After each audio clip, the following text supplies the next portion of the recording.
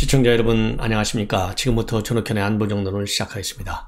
이번 시간에 맨 먼저 말씀을 드리고 싶은 것은요, 매주 목요일날 NBS 4개 여론조사기관이 여론조사를 해서 결과를 발표하는데요. 대선 때도 여러분들께 수시로 말씀드렸던 NBS입니다. 전국지표조사. 자, 13, 14, 15일간 조사했는데요. 이 사면 문제에 관해서 의견을 물어봤어요. MB 대통령의 사면 어떻게 생각하느냐? 그랬더니 상당히 놀랍게도 국민의 과반 이상이 이명박 대통령의 사면에 반대한다. 이런 조사가 나왔습니다. 그래서 찬성은요, 좋다, 사면하자. 이게 37%고요. 아니야, 반대한다. 이게 54%입니다. 그런데 여기에서도요, 이 진보층이냐 보수층이냐에 따라서 의견이 달라요.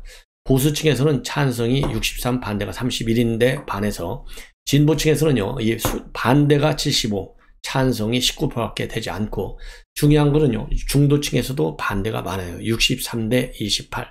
그리고 연령별로 보면요, 60대 70대는 찬성이 많은데 비해서 20대 30대 40대 50대까지 반대가 높습니다. 그리고 지역별로 보면요, TK 지역하고 강원도 제주에서는 사면 찬성 응답이 반대보다는 응답이 더 많아요. 자, 그리고요, 이 검찰의 편중 인사, 이런 논란이 지금 계속되고 있는데, 이 부분에 대해서 별 문제가 없다라고 하는 것은 43%고요. 지나치게 편중됐다라고 하는 문제가 있다라는 부정적 응답이 51%입니다. 이것도요, 이념에 따라서 확 달라요. 보수층에서는 문제가 없어, 이게 67%인데 비해서 진보층에서는 문제가 심해, 이게 75%가 됩니다. 예. 자, 참고적으로 이 MB 대통령 사면과 관련해서 윤석열 대통령도요, 20몇 년간을 수감하라고 하는 것은 맞지 않다. 이 과거 전례를 보더라도. 이래서 이 MB 사면에 관해서는 상당히 긍정적으로 생각하고 있는 면을 우리가 볼 수 있었고, 지금 8.15 광복절 때 이 MB를 포함한 이 사면이 있을 것이다. 여기에는 이제 김경수도 포함될 가능성이 있는 것 아니냐. 이러한 관측이 나오고 있는 상황이라는 점 여러분들께서 참고하시면 될 것 같고요. 김건희 여사가 요즘 상당히 뭐라고 그럴까요? 이 발걸음을 빠르게 조용하게 행보를 하고 있어요. 그래서 지금 이 보도를 보면 지난 14일 날 국민의힘 중진 의원 부인들과 오찬을 가졌다. 어디에서? 용산 컨벤션 센터 11명인데요. 여기에서 얘기하는 중진이라고 하면요, 4선 이상의 중진 부인들을 얘기하는데, 이 어떻게 이루어졌느냐? 아시다시피 이준석 대표 부인이 없잖아요. 그러다 보니까 차석인 권성동 원내대표 부인이 지방선거 2주 전에 김건희 여사 측에 연락을 해서 한번 중진 의원들 부인들이 대선 때 고생도 많이 했는데 초찬해서 오찬 자리를 갖는 게 어떻겠느냐, 이러한 제안을 했고, 이 김건희 여사 거기에 대해서 좋은 생각이다, 꼭 하겠다, 이렇게 해서 14일 날 오찬을 한 것이고요. 이 오찬의 핵심 의제도 이 지난번 선거 때, 즉 대선과 지방선거의 노고를 취하는 그러한 자리였다고 합니다. 그리고 권성동 원내대표도 이 기자들한테 중진 의원 부인들이 선거 때 고상도 많이 해서 이러한 자리를 갖게 됐다. 그리고 굉장히 유익했고 또 소탈하게 김건희 여사가 예의를 많이 갖췄다. 근데 이제 중진 의원들 부인들 나이가 많다 보니까 김건희 여사가 사모님 했다가 언니 했다가 좀 왔다 갔다 했다라고 하면서요, 굉장히 솔직하고 소탈한 모습을 보여줬다라고 밝히고, 그리고 대부분이 다 유익하고 즐거웠다, 이러한 반응들을 보였고요. 또 다른 의원들 부인하고도 그룹별로 소통하는 게 좋지 않겠느냐, 이러한 제안을 했다고 하고, 또 김건희 여사는요, 이 앞으로도 중진 의원 부인들이 봉사 모임을 만들어주면은 본인도 적극 참여하겠다, 이러한 의향을 비췄다고 합니다. 그리고 이 중진 의원 부인들에게는요, 선물로 대통령 시계를 제공했다, 이렇게 보도가 나오고 있습니다. 자, 이번에는요, 조선일보가 단독으로 보도하고 있는 내용인데요. 자, 여러분들 신용복 아시죠? 통역당 그야말로 이 수괴에 해당되는 사람인데, 그래서 국보법 위반 혐의로 복역한 적이 있어요. 20년을 복역했는데, 자, 신용복채, 여러분들 뭐 다른 데 멀리 갈 필요가 없죠. 박지원 원장 있을 때 문재인 대통령이 국정원을 방문을 해서 둘이서 아주 자랑스럽게 신용복채로 국정원 원운석을 쓴 사람이 바로 박지원과 문재인이고, 그때 쓴 서체가 신용복채예요. 여러분들 쉽게 얘기했어요. 소주 드실 때 처음처럼 글씨체 모르시는 분 없죠. 그래서 처음처럼이 바로 신용복 서체로 돼 있어갖고 여러분들 술자석에서 그냥 뭐 먹다 보면 그 중에 가끔 이거 좌파들한테 가는 돈이야, 이거 마시면 안 돼, 이런 얘기 하는 거 들으셨을 거예요. 그게 신용복제예요. 처음처럼 이 소주에 나와 있는 처음처럼 이 신용복채를요, 이 경찰에서도 아주 애용을 했어요. 애용을. 그래서 국민의힘 박수영 의원실이 경찰청으로부터 받은 자료를 분석해 보니까 경찰청에서 이 신용복 글씨체를 무려 5번이나 썼다. 이거 다 돈 주고 쓰는 거예요. 이게 대한민국의 경찰이고 이게 대한민국의 그동안의 국정원이었어요. 예. 아니, 간첩이 쓴 글씨체를요, 간첩을 잡는 기관이 어디예요? 경찰, 국정원, 검찰 이런 데 아니에요? 간첩을 잡는 수사기관이 간첩의 글씨체를 돈을 갖다 주고 썼어. 야, 기가 막히지 않아요? 5번인데 2020년 7월에 21대 경찰청장 이임식 때 이 플래카드에 60만 원 주고 썼고요. 그 다음에 7월 24일 날 22대 경찰청장 취임 때 30만 원을 들여서 플래카드를 제작했고, 그리고 2020년 8월 7일 36대 서울청장 취임식 때 22만 원, 그리고 작년 1월 4일에 경찰청 시무식 때 60만 원, 그리고 작년 7월 9일 37대 서울청장 취임식 때 21만 원. 기가 막히지 않아요? 그래서 이게 참 이러한 이 정권에서 이 외교안보 정책을 썼으니 이 외교안보 정책의 핵심이 뭐겠습니까? 그러니까 이 김정은이한테 꼼짝 못하는 정권이 된 거예요. 그러다가 해수부 공무원 피살됐는데도 불구하고 자진해서 월북했다, 이렇게 한 거 아니겠어요? 그러다가 이제 바로 오늘 이 경찰청, 그 다음에 해경, 그 다음에 안보실에서 일제히 이번 사건 이거 잘못됐다, 유감을 표명하고 관련 자료를 공개해서 이 자진 월북한 것이 아니다, 이렇게 이제 시정하는 조치가 나온 거 아니겠습니까?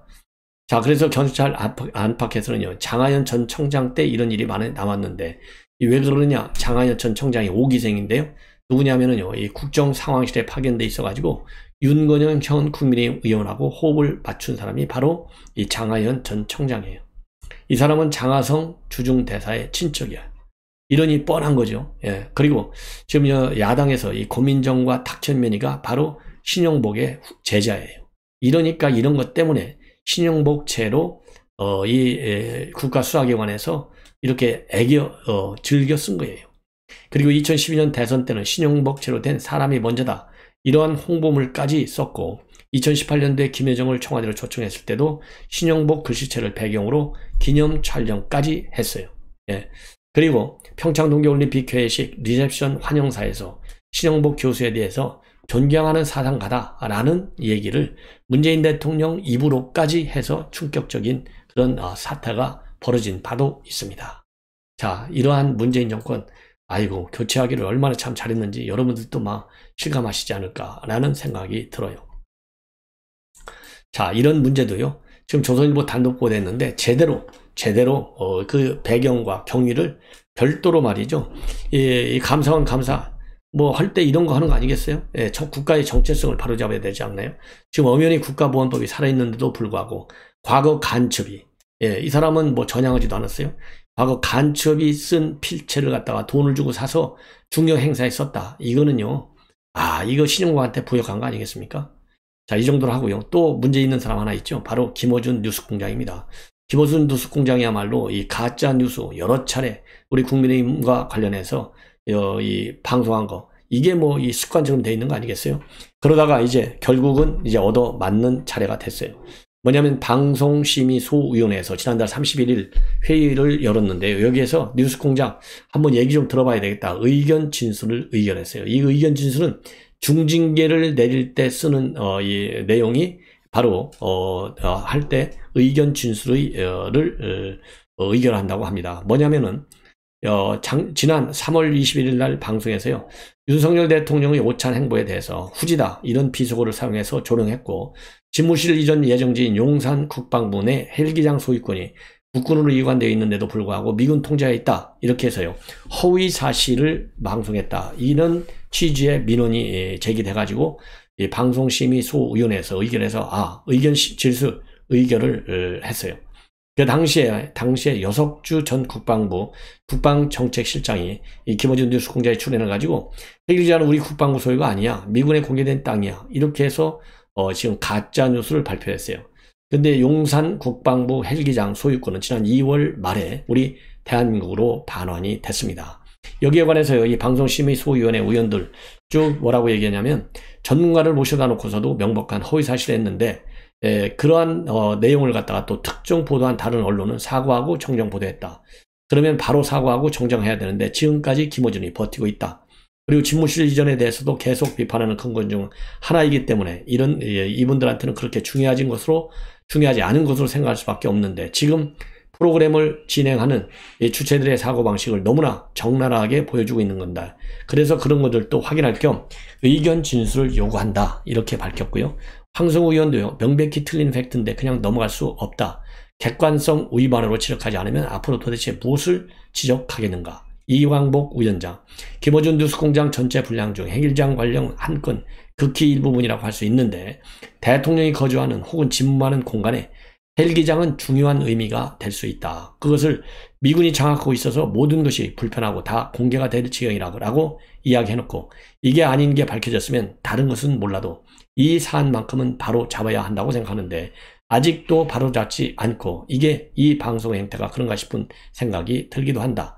그래서요, 이 문제에 관해서는 반드시 의견 진술을 듣고서 징계 수위를 결정하겠다. 이 얘기입니다. 그래서 이 두 개의 안건과 관련해서는 권고와 의견 제시 결정이 내려졌고요. 그러니까 다른 또 이 김어준 뉴스공장 안건이 많은데 심의 안건 그런 데서는 경징계, 권고, 의견 제시 이런 걸 들었어요. 이 경미하니까. 그런데 이 방송사에 대해서요, 이 의견을 진술하겠다. 이런 얘기는 그러니까 이 법으로 따지면요, 진술을 듣는 거예요. 얼마나 뭐가 잘못됐는지. 그걸 보고서 징계를 결정하겠다. 이런 입장이기 때문에 중징계로 갈 가능성이 굉장히 크다. 이렇게 보여집니다. 자, 이번에는 말이죠. 이번에는 이 권성동 의원이 요즘 뭐 굉장히 중요한, 당연히 원내대표니까 많은 발언을 하는데 우선요, 전현희 권익위원장, 한상혁 방통위원장, 자리를 양보해서 물러나는 것이 정치 도의상으로도 맞다. 그리고 왜냐하면 대통령의 통치 철학이라든가 국정 과제에 동의하지 않는 분들인데 법적으로 임기가 보장되어 있다 하더라도 정치적으로 이런 건 아니다. 이렇게 입장을 밝혔습니다. 그리고 대통령제의 기본 속성이라고 하는 것은 대통령의 철학을 이해하고 정치적인 식견이나 견해에 동의하는 사람들이 함께 일하는 게 대통령제의 기본 속성인데 이걸 갖다가 사퇴를 내는 것이 정치적 도의로 맞다. 이러한 주장을 갖다가 정치 보복으로 보면 안 된다. 그래서요, 그냥 그 자리에 앉아있는 것이 후한 무치이고 자리 욕심 내는 것으로 비춰지는 건데 그냥 뭐 밑에서 이사나 조모, 하위, 중하위 직급은 괜찮지만은 최고이사 결정권자가 그 자리에 앉아 있다는 것은 정치 도의상 있을 수 없다. 당연히 물러나 주는 게 아름다운 모습이다. 옳은 얘기죠. 저도 누차 얘기했잖아요. 아니, 대통령하고 정치 초락이 그렇게 다른데 그냥 앉아 있는 거 정치 예의상으로도 법을 떠나서 맞지 않다. 최고위 책임자가. 그래서 빨리 물러나는 게 맞겠다 했는데요. 자, 김현희, 그 다음에 한상혁, 이러한 여론의 비판 목소리가 참 들리는지 궁금합니다. 그 다음에 여가부 폐지와 관련해서 김현숙 여가부 장관이 오늘 원내대표를 만났어요. 그래서 여가부 폐지 관련 의견을 나눴는데 권성동 원내대표 그동안에 많은 비판을 받아왔고 680여 개의 여성단체에 보조금을 지급하는 게 과연 공정한지에 대해서도 2030 세대들이 의문을 많이 가지고 있다. 그리고 우리 사회의 성별 갈등이 날로 심각해지는데 방관하지 않았느냐라는 비판도 있다. 예. 자, 그래서 여가부 폐지는 맞는데 이 문제에 관해서 이제 이 장관들 말이죠. 어떻게 새로운 역할을 하는 게 좋을지 모색해 보겠고 내일부터 전략 추진단 조직 개편을 구성해서 연구를 하겠다. 이런 입장을 내놨습니다. 그래서 이 권성동 원내대표는요, 이 김 장관이 새로운 시대에 맞게 성별 갈등, 세대 갈등을 끌어내겠다고 하는데 전적으로 동의한다. 이러한 입장을 내놨는데요. 여러분들 잘 아시다시피 여가부 폐지 공약, 중요한 공약이었지 않습니까? 그래서 여가부가 폐지가 되면 관련 중요한 기능들, 다른 여타 부처로 이관하는 그러한 이 절차를 밟게 될 것이고 이제는 여가부 폐지를 골자로 하는 정부조직법 개정안을 이미 발의한 바 있습니다. 자, 이번에는요, 이 홍준표 의원의 홍준표 대구시장 당선인이죠. 자, 박지원에 관해서요, 직격탄을 날리고 있어요. 이 관종 정치에 매몰되어 있는데 이제 그만하라. 그러면서 이 한국사회의 모든 정보를 담당하면서 국정원장까지 지낸 분이 퇴임 후 재임 중 알게 된 비밀을 무덤까지 가져갈 생각을 하지 않고 너무 가볍게 처신하며 언론에 나와서 인터뷰하는 거, 이거는 아무리 좋게 보려고 해도 좋은 모습이 아니다. 이거 엑스파일 언급한 걸 얘기하는 거잖아요. 그러면서 하나 이제 비화를 얘기하고 있어요. MB정부 때 이 MB 대통령이 안가에서 초청했을 때 국정원장을 맡아달라라는 요청을 받은 일이 있는데, 그때 완곡하게 거절하면서 국정원장은 인생 마지막 공직인데 검사 출신인 제가 비밀경찰의 수장으로 끝내는 것은 적절치 않다, 이렇게 말씀드린 적이 있는데, 국정원장은 바로 그런 자리이고 또 그런 생각을 가진 사람이 가야 할 자리다.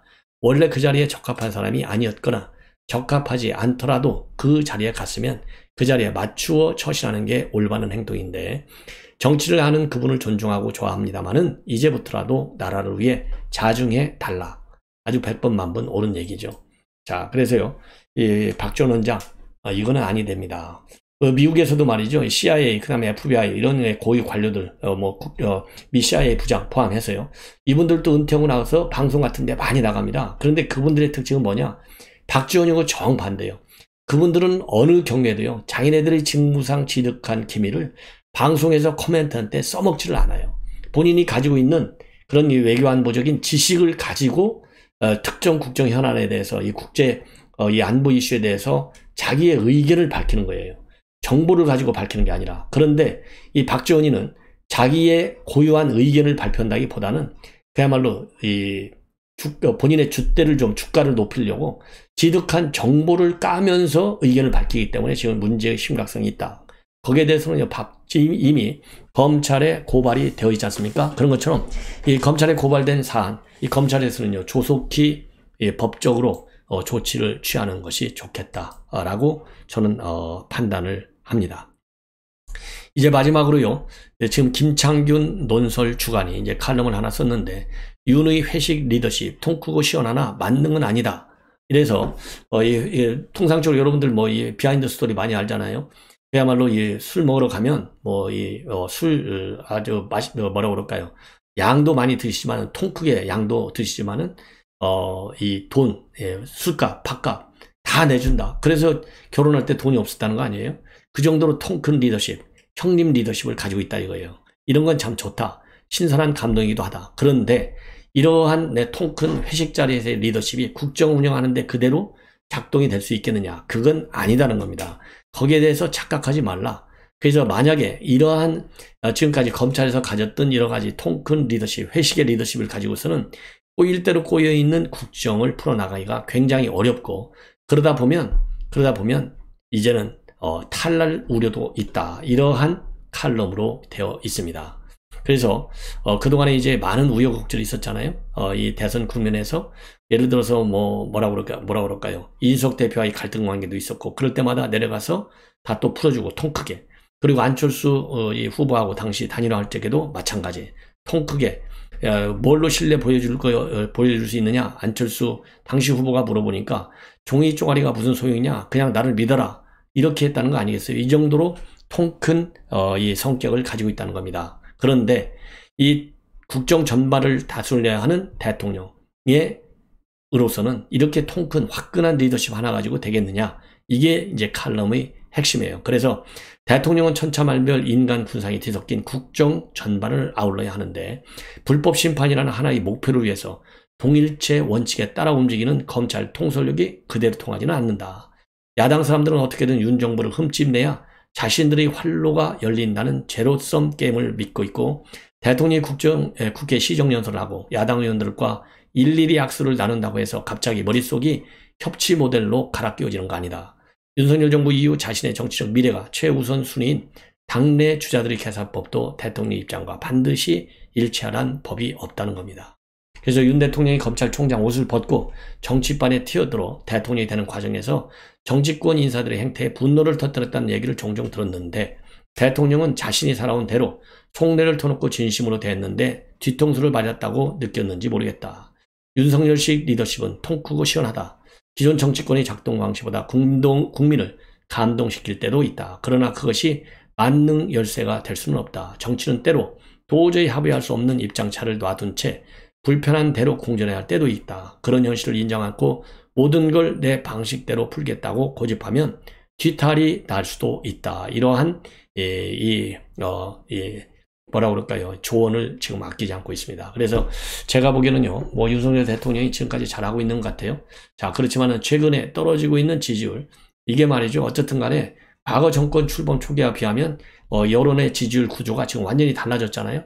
그래서 이것도 너무 우습게 보지 말고 지금 뭐 초기니까 뭐 하나라도 다 조심조심 걸어가야 될 거 아니겠습니까? 그래서 지난주 대비 여론 지지율이 지금 많이 빠지고 있어요.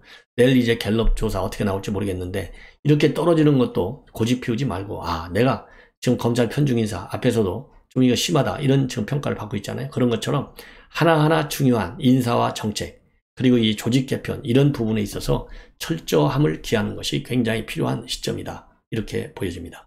시청자 여러분들의 많은 시청을 부탁드립니다. 대단히 고맙습니다.